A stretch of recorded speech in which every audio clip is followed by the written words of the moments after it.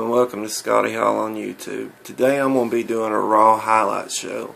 So this is my views and how I felt about how the show went and my various opinions on it. So we'll go ahead and get started. The show kicks off with Cena coming to the ring and pretty much doing a Cena rant. I mean, it's not really what you would call a full-fledged rant. You know, it's just him having determination about, what he has to get done at WrestleMania. He really wants his belt back, and I feel like that he's going to do anything in his power to make sure that this happens. Because if it doesn't happen, then, that's 2 losses in a row to The Rock at WrestleMania. And I don't feel like that, Cena's character can handle many more losses like last year's. Like he said last week, The Rock didn't beat him, he beat himself because he got cocky. He decided what better way to beat him than, to do the people's elbow and beat him in his hometown with his own, as he put it, stupid move. And he went on to say that, his back is against the wall and he's got to do it because it's a house divided everywhere he goes to, every city he goes to. And, half the people say, let's go Cena. Half the people say Cena sucks. He said that's the way it always is. And he said that The Rock doesn't know this, but I know this. I'm better than The Rock. And he goes off and says that, I know I can beat The Rock, and The Rock knows that I can beat The Rock. But what's going to happen at WrestleMania, no one will see coming. So I don't know whether he means he's going to turn heel, or he's going to, beat him outright clean, or he's just going to, do something that is going to take wrestling to a whole new level. He's just, I believe he's going to win. I believe that it's his time. He said that he guarantees that you will hear at the end of WrestleMania 29, the champ is here. So that's the way I feel about that. And the second thing was 3MB versus The Big Show, Sheamus, and Randy Orton. It was a pretty decent match, it gave 3MB some exposure with some real superstars, and it's something that they need because I hate how they're really like jobbing them out, but they have put them together as a cohesive unit. They're more of a unit than the tag team that's going against the Shield. Sheamus and Randy Orton have had more time together, but Big Show, he was a heel for the better part of a year, and then he just decided that he was going to turn face and team up with Sheamus and Orton. I don't get it. I don't see how somebody can change. I know he fought the Shield and the Shield attacked him, but at the same time, you can't just turn face like that. You can't, especially when you spit on all the fans and tell them that they don't matter and all this stuff. And how can anybody get behind you when you do that? But the match goes into it, and they're tagging in and out, and Heath Slater's looking pretty good in the match, and Drew McIntyre actually had a couple good moves and everything, and Jinder Mahal was all over the place. But basically the Big Show comes in the ring, and then he sets up everybody's super move or finisher or whatever you want to call it. So Sheamus does the bro kick, and Randy Orton does the RKO, and Big Show does the knockout punch. And they go off and win. Big Show gets the fall. And then you hear the Shield's music come on. And, they're looking around for them and everything, and they're up in the crowd, and they don't get all the way down to the ring, but they stay up there, and they ask the Shield asked Sheamus and Randy Orton and them, how are they going to work as a team when they're not even, together as a unit. They've just been thrown together. and the Shield has been a team for the better part of the year. So they ask them how do they think they're going to survive, and they're not going to win. And then I think it's Dean Ambrose actually asked them how are they going to feel when they're looking up at the lights and asking what went wrong and all this stuff. It's just pretty much a shouting back and forth, but that's all that happened with that. And then they went to a commercial break, and when they came back, they had a match between Daniel Bryan and Dolph Ziggler, which I was really, really excited about this match, because anytime these two get in the ring, it's going to be exciting, and it didn't disappoint. I think Daniel Bryan is one of the best young stars in wrestling. Him and Dolph Ziggler are probably the saviors of wrestling for the next better part of 5 or 6 years. And Big E, Langston, and AJ were out there, and Kane was out there too, watching over Daniel Bryan. But the match gets started, and it's a really good technical match, and as it should be. Dolph, he puts all his emotion and passion for the business into it. He sells the moves very good, and Daniel Bryan is just a submission specialist. So they really work well together. And Daniel Bryan, he pulled off this move like, it's like a Boston Crab, but he had him over the top of the rope some way, like, had his legs tied up on the top rope and had his head underneath the bottom rope and was pulling it and hanging by the top of his feet and making him submit, but he had to give it up, for a 4 count or 5 count before he get disqualified. But, he had to break the hold, but it was amazing. And these guys were working well together and selling everything. And then, AJ gets involved. She starts skipping over to Kane because Kane is starting to become a distraction, or she thinks that he is going to become a distraction. So she skips across the ring. But before that, Daniel Bryan rolled out of the ring, and he stared at Big E Langston and rolled back in the ring. That's when he done the move with the Boston Crab and everything, or whatever. But then AJ starts skipping over to Kane, and she starts skipping around him like playing that game where her and Kane were together back a year ago. But Kane gets distracted by looking at her. So Big E Langston runs around the other ring apron and the 4th turnbuckle and comes across right before the entrance ramp and tackles Kane. And when he tackles Kane, it's like he throws him probably about 6 or 7 feet over from where he was standing. And I mean, it was a massive tackle. I'm not kidding. This guy is humongous. For him to bully Kane around like that, it amazed me. And that wasn't even the start. So after that happens, Big E Langston gets in the ring, and he does his finisher on Daniel Bryan. And Kane interrupts and starts fighting, all of them. And then Big E comes off, and he's ready to choke slam Big E, Kane is. And Big E pulls his hand away and starts pressing it back, like showing his power. So he just presses his hand back, literally picks up Kane like a rag doll, like a baby, and puts him up on his shoulder and does his finisher on him. Just amazing. Just raw power.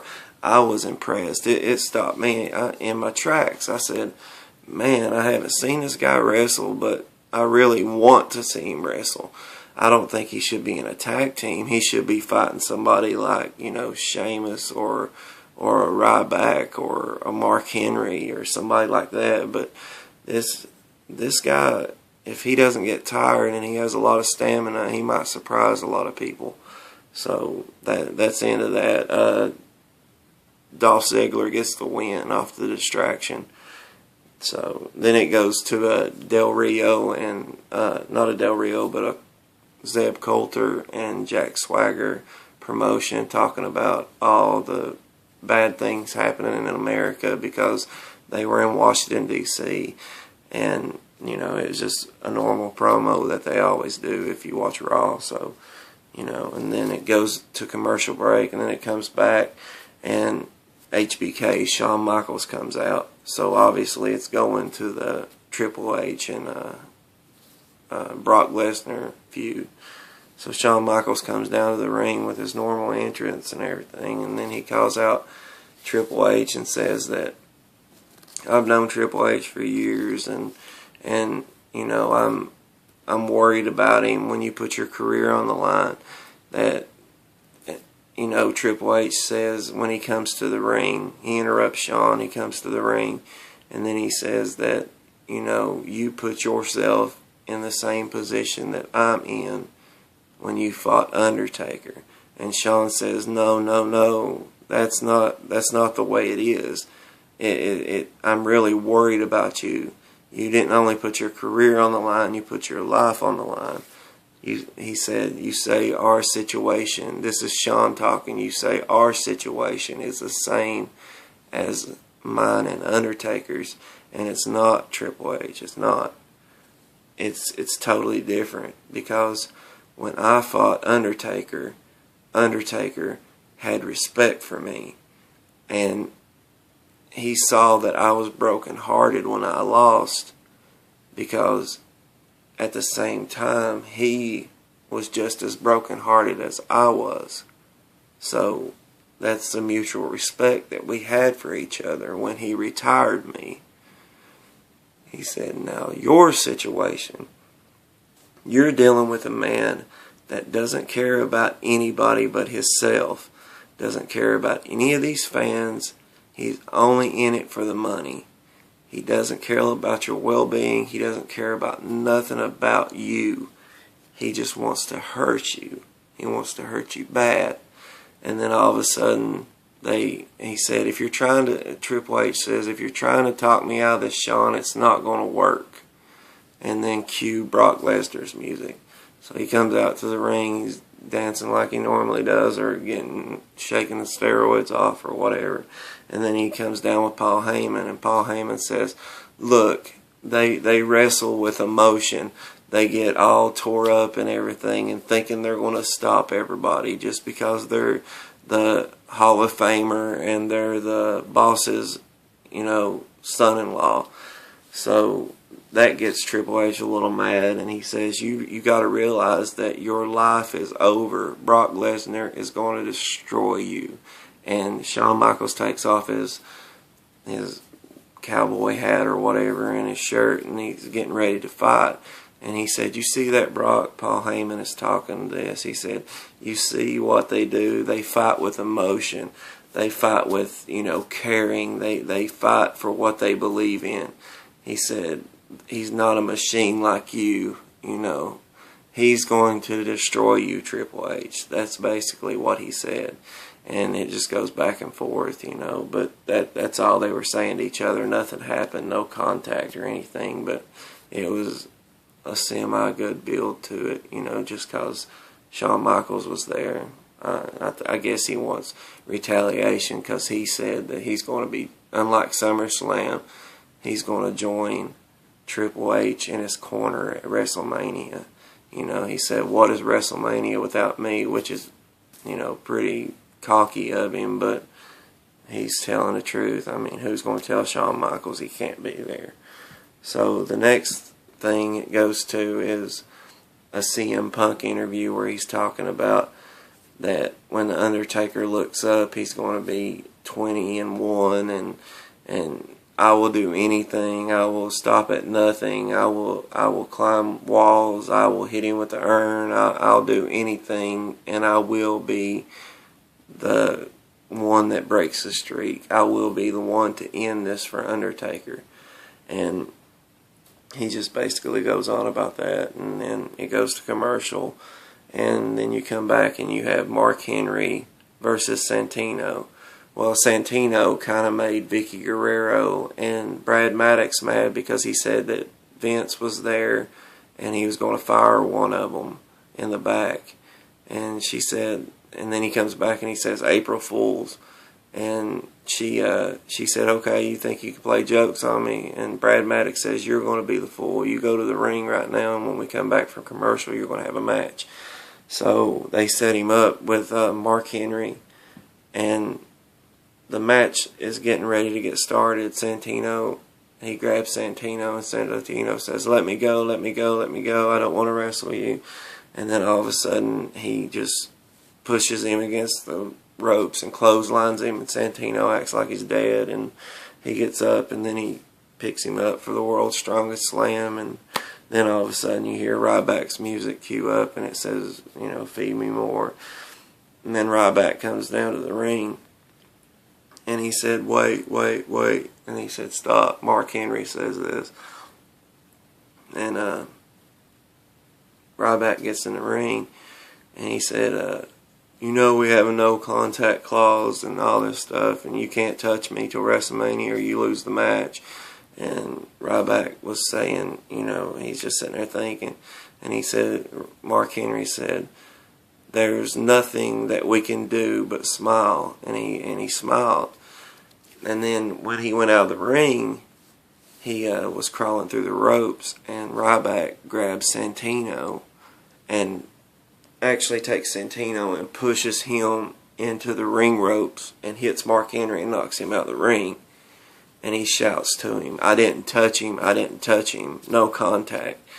And then all of a sudden Mark Henry, he picks Santino up. He says, are you alright, are you alright?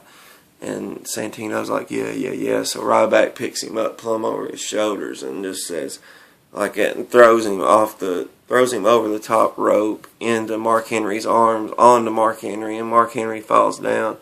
And he said to Mark Henry, he kept shouting, no contact, stupid, no contact, I didn't touch you. So that was something about that, just something crazy to build their match. And then it goes to commercial, and it comes back, and then you got The Rock promo. He comes out and he's talking about, this is why I do this. The only reason I'm standing in this ring right now is because of, you, the people. I do this for the people. I'm the people's champion. And he goes on to spew about being in Washington, D.C. He said, if we get enough people together and enough backing of it, then I can maybe move in and live in Washington, D.C. And then I could get a house, a really big house, a White House. So he's pretty much saying that he's going to run for president if he can get enough people to back him. And he says that, Cena, you don't know what's going to happen to you at WrestleMania. You don't know what is coming for you. Your time is not now. Your time is never. And I'm going to be the champion as long as I want to be. And there's nothing you can do about it. And he said that he's going to just pretty much beat him. And it was just really a bad promo. I felt like, in my eyes, that The Rock was saying that, he was saying goodbye, like this is going to be his last Raw, because he's going to go back to Hollywood, and, we're never going to see him again. I hope Cena wins the belt, because, at least we'll have a wrestler have it, because I don't see how The Rock deserves it. I mean, he's good, and he works the crowd awesome. I mean, that's the part that I hang on to, from the Attitude Era, but at the same time, I don't feel like he puts as much into it as he used to, because he didn't have something to fall back on like he does now. He can just leave and go to Hollywood. Cena has to stay with that loss that he had last year for a whole year in that locker room. And everybody making fun of him and saying, can you get it done? Can you do this? That was hard on him, I'd say. But then it goes to commercial break, and then it comes back, and you got Wade Barrett versus Zack Ryder. It was a pretty good match, just them tossing each other around. Really, Wade Barrett was more worried about Miz commentating. Every time they have a commentator out there, that they're going to have a rivalry. I don't understand why they have somebody out there commentating. They're going to interfere in the match, whether it be not touching them or distracting them.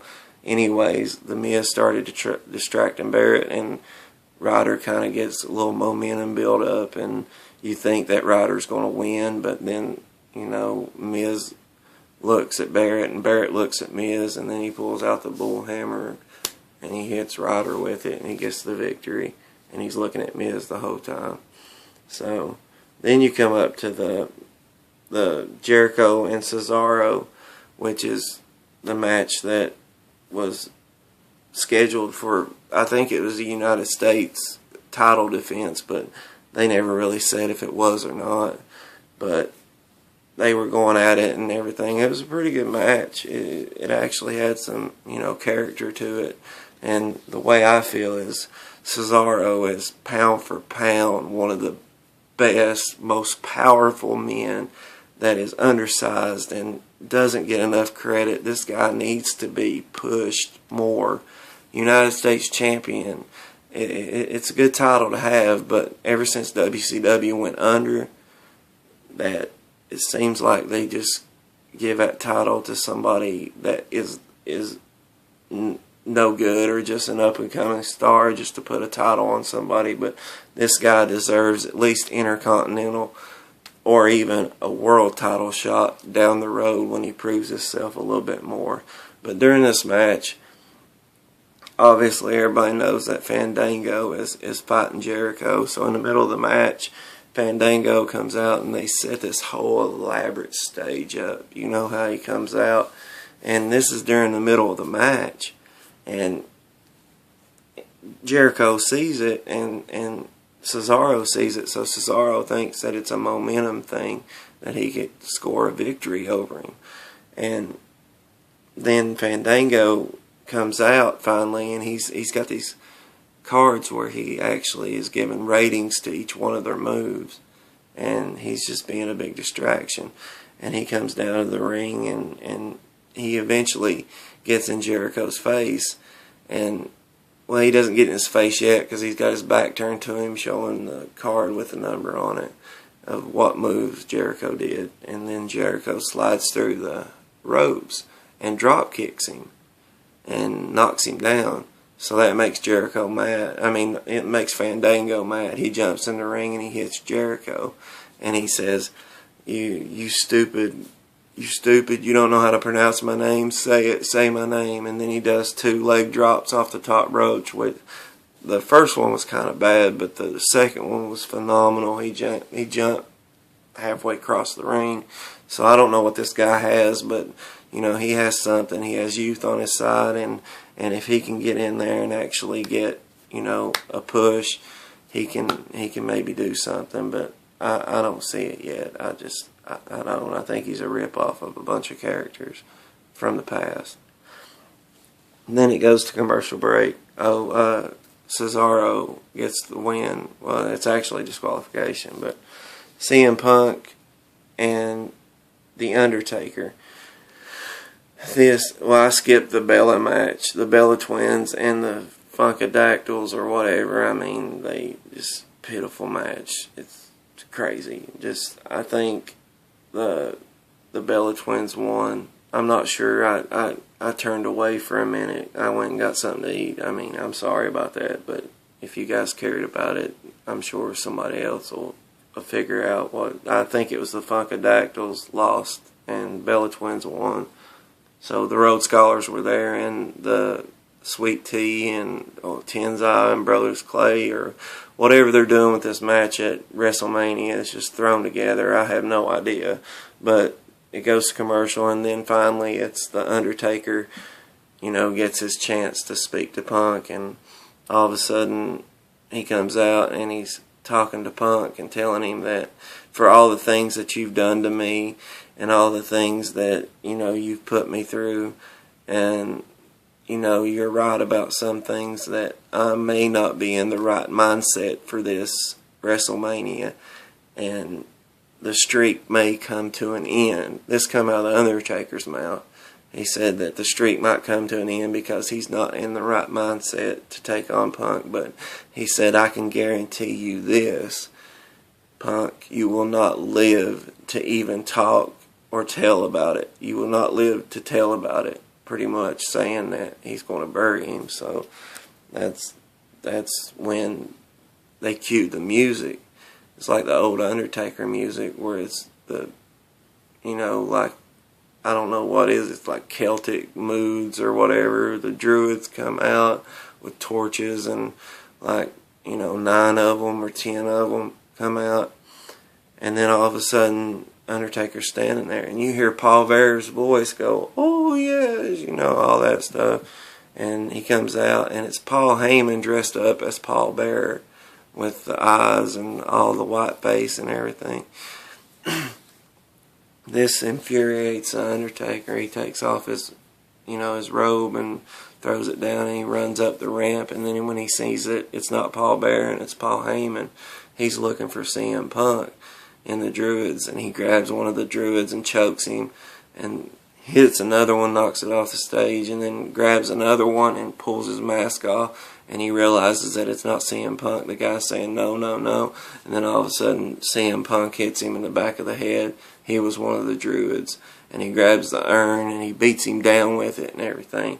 And keeps on hitting him and destroying him, saying that your streak is over, Undertaker. You're no match for me. I'm the match for you. I'm going to beat you. And he was sitting there hitting him with the urn. And then all of a sudden, he looks at it and he says, "You really care about this stupid urn?" And he opens it up and he pours all the ashes of the urn all over Undertaker. I think it's either his dead dad or it's Paul Bearer's ashes.